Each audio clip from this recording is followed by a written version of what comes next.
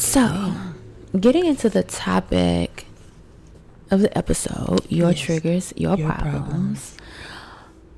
Let's get into it. Your triggers, your problems. I feel like everything needs a little song. First of all, do you agree? Hell yeah. Okay, me too. Yeah. I feel some people feel that. I'm not playing devil's advocate with this one. Some people feel that if you trigger me, good. My bad. No, if you trigger me, you need to watch what you say. You need to watch what you do. Yeah. You know. Yeah. Basically tiptoeing around. You want people to walk on eggshells around because you fail to recognize your trigger. So what is a trigger? First of all, what? Get into it. What's a trigger? Okay. What I have in my notes. No. Okay, because we take notes over here. What I have is a trigger is a stressor that can spark negative emotions. This could be a memory, an object, a smell, a person, things of that nature. Mm-hmm. And the way we know that we are triggered, some of the ways: anxiety, yes, anger, sadness, isolation. Yeah. So those are just some signs of what may happen when something triggers you. Yeah. See, that's why I always say, when you get out of a relationship, you have to experience everything from a different perspective. Because damn, you're not gonna eat that favorite restaurant that y'all used to go to and that you still do love because y'all used to go there and like you triggered. Like, no. Damn, that's like a crazy trigger. But I'm like, for it, like, it could be a song, it could be. But I'm just saying, like, you don't want to go to the restaurant that you love because you and your ex used to go there. Yeah, I mean, when you think about it, like all the stuff that you purge, right? Yeah. You got to do your purging, but also you have to experience things over again from a new perspective, so you can rewire your brain of that place, that thing, that sound. You know what I mean? So taking control over your triggers, you have to have a sense of accountability in order to do that. So what is it about the trigger when did it start for you? You know, how does it... Acknowledgement. Yeah. And instead of like putting it on the other person, more so, how can I have a different response to what this person is saying? Right. You know, because after they make you feel a way, after you've said, hey, you know, that bothers me, I think that if they do it over and over again, that may not be a place that you want to, you know, be associated with. I agree. I definitely think with accountability comes you have to recognize that your reaction to whatever is triggering you is what matters when it comes to accountability. So if you allow someone to make you act out of character or take you to a negative place, then, like I said, you have allowed them to do that, and that's your responsibility. I don't think we think about triggers. Like, a lot of people will feel like the abuse the pain that they've caused, or the abuse that they've perpetrated against someone was justified because they made them do something. This person triggered you, and so that made you do something. No, that you're not taking accountability for your own actions, because we're saying, what we basically is saying is like, how you react to being triggered is what matters more than the actual trigger, because it's our responsibility to unwire ourselves. It's very hard, like unlearning and deprogramming who you think you are and who you've created yourself to be is very hard. And so sometimes our trauma and our trigger kind of become our personality, where you will find yourself not being able to date because of things that have happened in past relationships that you haven't rewired your psyche about. And so you can't, you hop from this person and this person. Ooh, as soon as this person do that, I'm out. I know that's a red flag. And I understand like having preference and things like that. But a lot of the way we shape our thoughts when it comes to relationships and other people, even friendships, is by triggers. And I would know because mainly when it comes to friends, it's like I watch out for this, I watch out for that, I watch out for this, because this is the prototype. I can give you a prototype of what I call a social media psychopath, and that's somebody that is crazy as hell on social media because they've watched you so closely, and then they get up under you, and now they want to blast you because whatever y'all was doing don't work. I have a prototype for that, right? Yeah. So I automatically assume if you come at me a certain type of way, I already know. Here's a social media. I wouldn't say that it triggers me, but I'm definitely hesitant to engage with people because of that. But a lot of people use that in everyday life, like be for real. Social media is a lot of weirdos, right? It is, and it's been a lot of incidents with weirdos, and it be the same type of weirdo. So social media is 1% of life. You get what I'm saying? Yes, and it's for some people it's. It should be 1%, but it's like 90. Or your friends, everybody know. But that's like how it, like I would know because it's like certain things, it don't necessarily trigger me like that, but my response to it is like, I'm doing this because I already had this experience with the same type of person. Right. But a lot of people do that in a different way, where your ex was like this, and so now you don't want to date anybody that's like this, or you attract the same people like your ex, and you wonder why you end up in these same positions. It's because you never addressed the elephant in the room, which is the trigger, which draws you in, just like the song. Yeah, like this is some toxic shit. This motherfucker doing you wrong, fucking you up, but you still like, I'm gonna just be right here. It's gonna change. It's crazy. One day. Like, I remember saying you triggered me. Do you remember that? Oh yeah, I remember that. And it ain't have to do with nothing with no toxic shit. But on a level where I was actually experiencing high anxiety and like panic attacks. And if I try to get in touch with Courtney and I can't, I'm starting to like freak out. Cause I'm at work. Cause she at work. And she on her way to work and didn't let me know she made it to work. And I'm like, did you make it to work? Like, you ain't really let me know. That don't have nothing to do with Courtney. Mm-mm.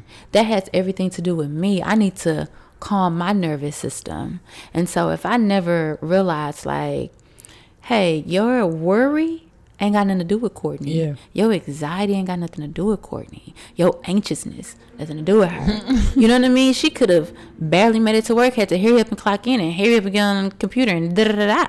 And you up here, girl, with this, because you need to relax yourself. No, yeah.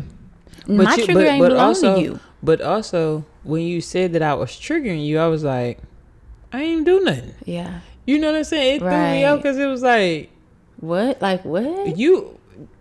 Another life transition. So you doing something different that you're not used to in life. Mm-hmm. But the action that I'm doing is triggering something, maybe from your childhood or maybe abandonment. It's triggering that.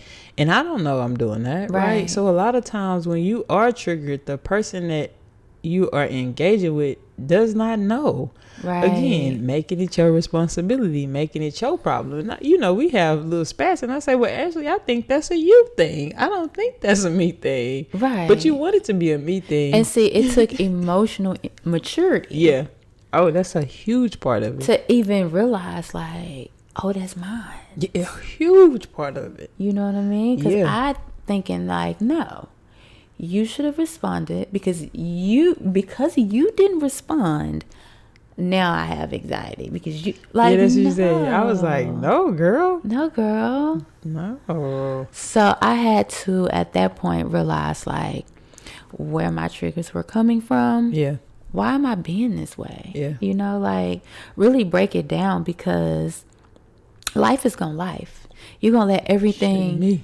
You're gonna let everything trigger you, get you out your body, make you feel away, make you off balance and out of alignment when things, are not going how you think they're going. How you gonna live your life like that? Yeah. Yeah.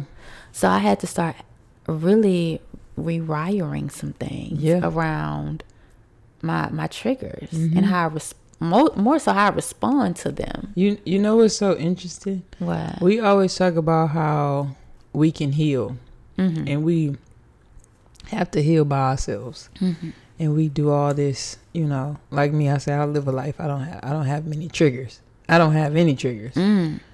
And shit happened. Yeah. And it takes me right back to being a kid. Yeah. And it's not until you have those tests that you know whether or not you have been doing your work or you not. And I literally was tested. And let me say, respectfully, you be doing your work on certain things and you missing what you really need to be doing your work on. But no, hold on. Sometimes you don't even, you're like, damn, I didn't even know I needed that. But think of lesson. it like this.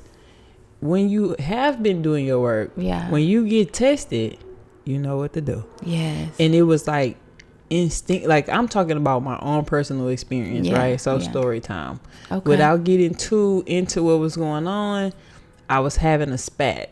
And the spat took me back to like when I was a child, right? And so immediately I wanted to do what Courtney would do. And that's shut down, not want to be a part. Yeah. You know what I'm saying? Isolate. And leave it alone. And isolate and leave it alone. And I don't want to worry about it. And it'll whatever. Yeah. And it took everything in me not to do that. Yeah. It did. Because I wanted to do it. You had to grow up. And on every level, everybody's saying the same thing. No, we're not going to do that. Yeah. You know, and I'm like, no, we're not going to do that. You right. Even you. Yeah. We're not going to do that. We're not going to do that. We're not going to do that. Right. And I was like, yeah. Because that's my emotional maturity coming out.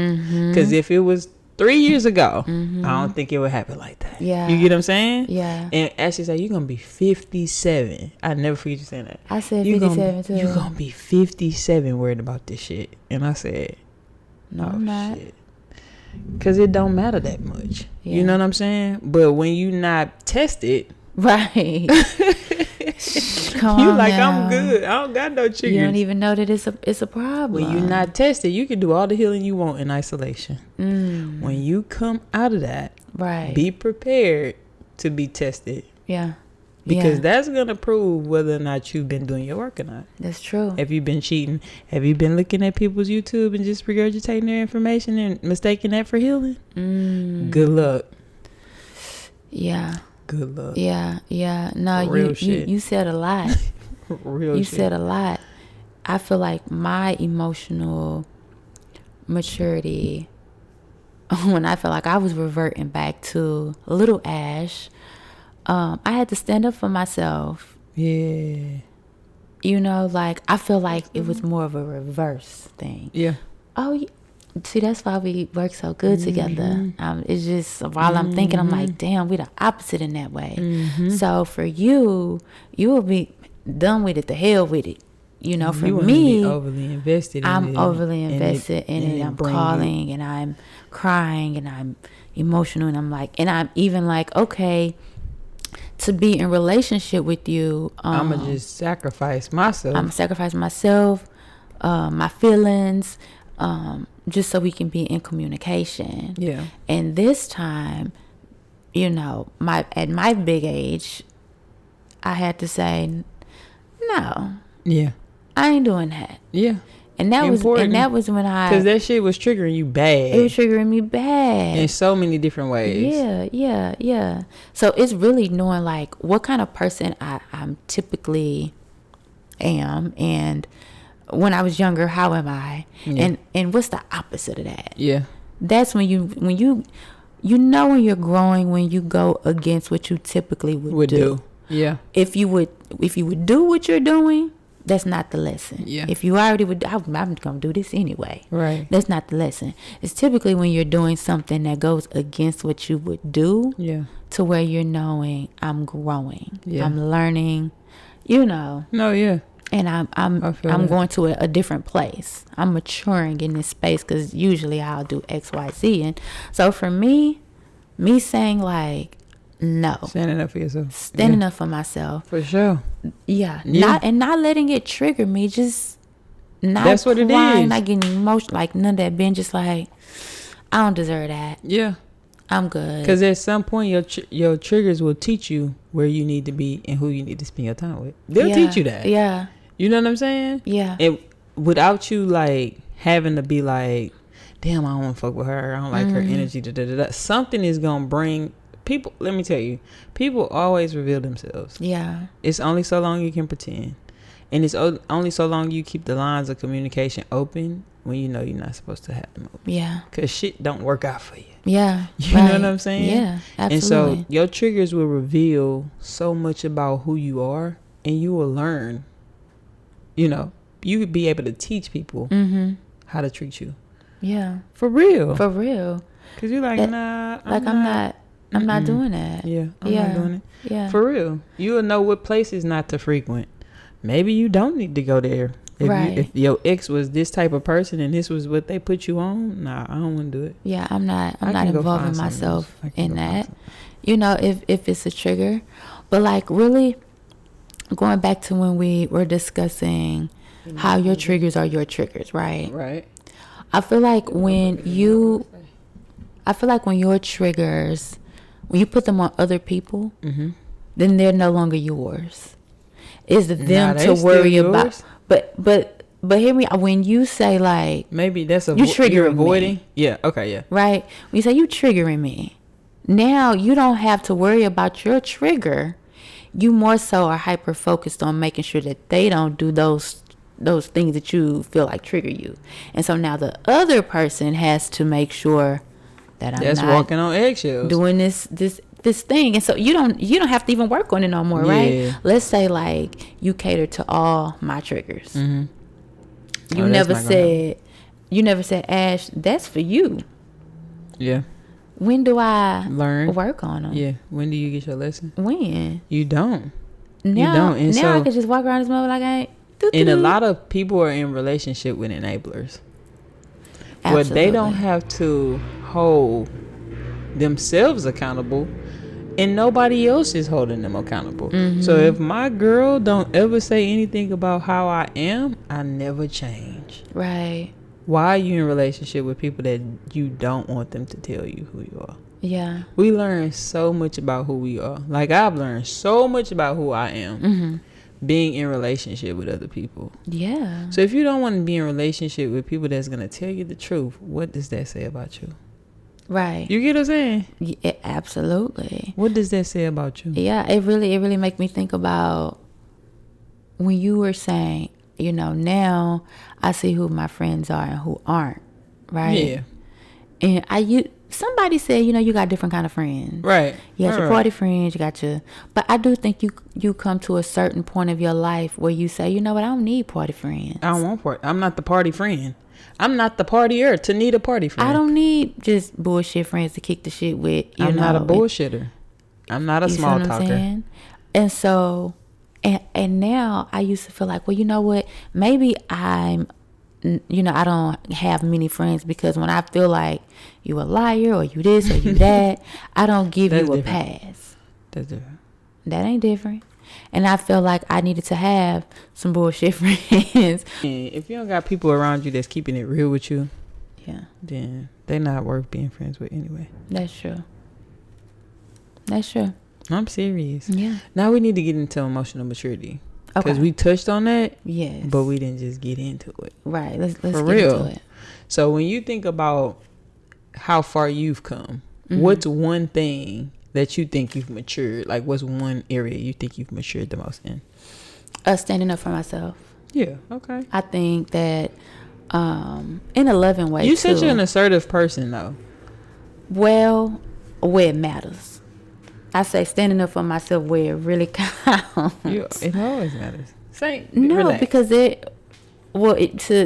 be frank, with me and my mom, I feel like that she dictated a lot of how I moved. Right. So standing up in that space is different than just, being assertive in any other area of my life. That's different.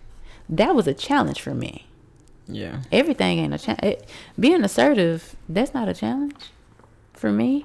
But standing up for myself with her, that was a challenge for me. That was the only challenge. That was one of my life challenges that I had to do. That's my mother. Right. That's tough. Yeah. So, mother wounds is deep. So yeah, that is a place for me. Mamas are crazy as hell. What about you? I don't know. I think, one thing that I've really matured in is I be caring. I always care. Yeah. But I don't want to care, and I don't care, and I don't. It just is natural because there's so many things that have to roll off my back. And I've had to roll them off my back and keep going. Yeah. And keep going and keep going. And so I've developed this thing. Like if they say the stage 6 of your psychosocial development is 19 to 39. I caught a felony at 19. I will be 39 at the end of this year. I am a totally different person. Because I went through an isolation period in life. Yeah. And there were so many times that I had to come out of it that whatever I was going through that created the isolation, it had to roll off my back. I can't take it to the next thing. Right. You know what I'm saying? Right. And so that's when I come out of it, I learned how to love. And I learned how to be in community and be in relation. Yeah. And I could have isolated. Yeah. And I could have stayed in isolation. You get what I'm saying? So just admitting that shit bothers me and that I care has been the biggest, that you're not unbothered. Hell, as you say. I'm not an unbothered person. You're not. But I know how to let shit go and not bother, not get to. But if you say something crazy to me, I'm gonna be like, what the fuck? Yeah. You know what I'm saying? Yeah. Because that's the smallest thing that would have to roll off my back, is what people say. Right. I've had to knock boulders down. That ain't shit, right? But it's still, I don't care if it's a boulder or a small thing. Yeah. It's an impact. I'm a person. I'm a human. I have human emotion. And learning the spectrum of emotion. Yeah. I'm so grateful for it. You know what? Now that I really think about it, I feel for me is... You have another one. I do. Hey, shit. That's all right. Okay, so we love y'all. Bye. We gonna continue this thing on. Continue it on. Just keep it going. Keep it going.